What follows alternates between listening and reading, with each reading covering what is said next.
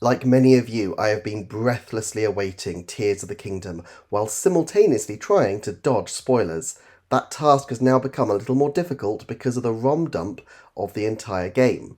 Now, apart from the fact that messing with Nintendo is a pretty mad idea, just Google Gary Bowser for more information on that, it's a real shame that spoilers will get out early when the company has been so painstaking about controlling its information.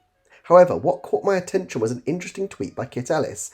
Kit, formerly a long-time Nintendo employee who worked extensively on the Breath of the Wild launch among many others, is now of course the co-host of the truly wonderful Kit and Krysta podcast, a fantastic channel I can't recommend highly enough. His comment reads, "Remember how Metroid Prime Remastered managed to be a huge surprise by having a digital first, physical later release? Have to wonder if that's being discussed as a plan for major releases going forward after what happened today." Now, to be clear, he says he wonders, and it's whether there's a discussion. This is not someone saying it's going to happen, or even that it's likely to happen. But I thought the point was really interesting, and it's a good opportunity to reflect on where Nintendo is likely to go in the balance between digital and physical games. Now, I'm not against physical games. I still collect most games physically if they're available. I enjoy having the boxes.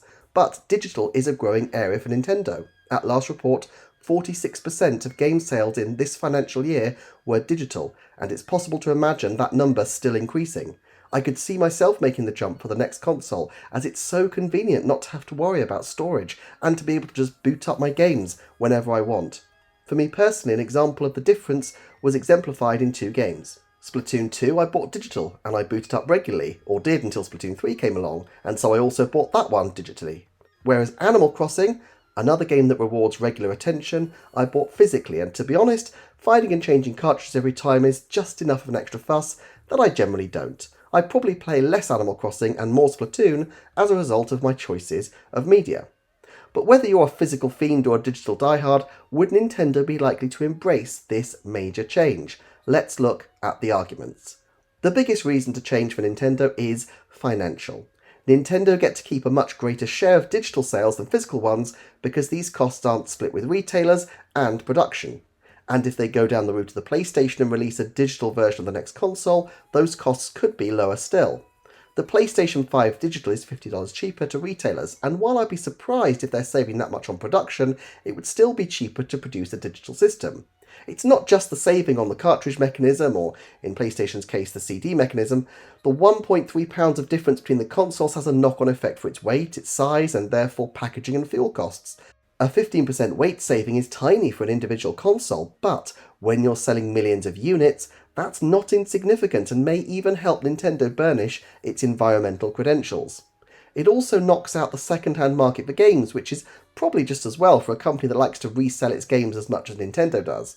Of course, if they keep digital releases but delay them, as in Kit's tweet, there's another way this could make Nintendo mega money, and that's double dipping.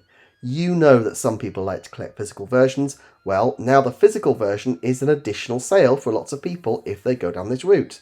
I am absolutely sure that many people double dipped on Metroid Prime Remastered because they couldn't wait to play the game, but couldn't resist having a copy on their shelves. Now, obviously, there's going to be much more interest in Zelda or Metroid than, say, WarioWare or Mario Tennis. But even a small percentage of double dippers could be a substantial amount of money in Nintendo's pocket given how many sales there are. This is a slightly cynical cash grab, but ultimately I can't think of any reason why it wouldn't benefit Nintendo to encourage the double dip culture. There is one small benefit as well. I don't know if people remember the trend from March 2017 of people licking their Nintendo Switch cartridges. The reason is that Nintendo coated the cartridges with a disgusting tasting substance to prevent children from putting them in their mouths. Well, I assume it tastes disgusting, as I've never tasted one myself. Nintendo can skip the R&D and the reputational worry of headlines about children choking on game cartridges by simply not having game cartridges. It's not a major reason to change, but it must be a good bonus for them. Of course, another great reason they'll claim is that this gives them additional control. This Zelda leak was completely inevitable and has happened with lots of major games recently. Pokemon Scarlet and Violet was the same way. Nintendo tries so hard to keep its secrets, and then it all falls apart. I can't blame them for feeling deeply frustrated. Definitely a digital-only release structure would allow them far greater control over the information that gets out, and an ability to preserve their secrets longer. The thing is though, big games need to be produced weeks in advance in order for them to have enough stock, so it would be very difficult to get physical releases out in a timely manner. It worked for Metroid Prime because the order numbers were fairly low and even then they had to restock, but for a game like Zelda, Tears of the Kingdom, or the next Mario, that would need a much longer lead time and there would be a much more substantial gap between the digital release and the physical release. This would complicate their advertising window, which in some ways could be good. It means you get 2 launch days instead of 1, 2 rounds of hype instead of 1, but also would make it more expensive in terms of sustaining advertising. So if Nintendo do make the change, how would they go about it? My hunch is that they might start with a digital-only Switch or Switch Lite. This would be a cheaper model and could be built with a smaller form factor as a side machine to the next console. Think about how the 2DS XL launched only weeks after the Switch and helped keep the 3DS alive for another couple of years. They could easily have a digital version of their next system, but foregoing a cartridge port entirely is risky. Backwards compatibility is a huge selling point for the system, and denying physical gamers the means to access their old games would certainly anger a lot of people. On the other hand, Gaming Insider Modern Vintage Gamer has pointed out that backwards compatibility is quite a difficult thing for Nintendo to pull off given their architecture, and if they wanted an excuse not to have to deal with it, maybe this would be the one to help them out.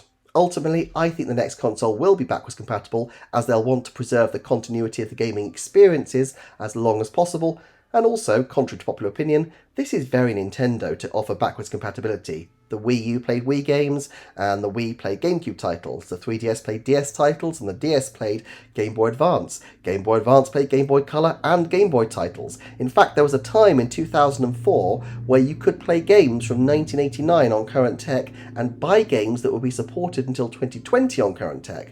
No, they don't always have backwards compatibility, but that's only because of the radically different form factors of the systems. That's an inevitable byproduct of innovation. The complicated mechanism supporting cartridge input devices for 2 different types of technology, though, may be something that they wish to duck. They may not want to have to support the Switch cartridges and whatever the new cartridges are. Maybe they'll just say, this is for Switch, the next system does not use cartridges at all. However, on balance, I think this is unlikely. So let's bring it down to a Nintendo forecast. Will Nintendo do a digital-first launch for another game in 2023, just like they did with Metroid Prime Remastered? I think this is a low chance currently, and I'm going to put it at around 30%.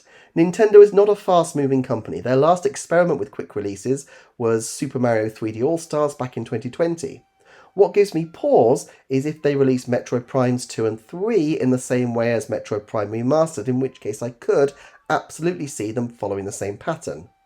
But will they do another digital-first launch before the end of 2024? I think the odds here are much higher, and I'm going to put that at a 70% chance. After all, it's a tactic that has worked for them, and I agree with Kit that there are reasons why people internally will want to push for this as a solution.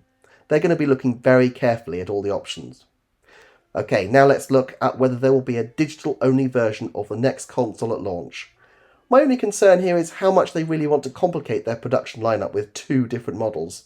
Nonetheless, I think this is at least a 50-50 chance, so I'm going to say, absent further evidence, this is a medium likelihood, 50-50. But what do you think? Are you a digital devotee, or are physical releases the hill you'll die on?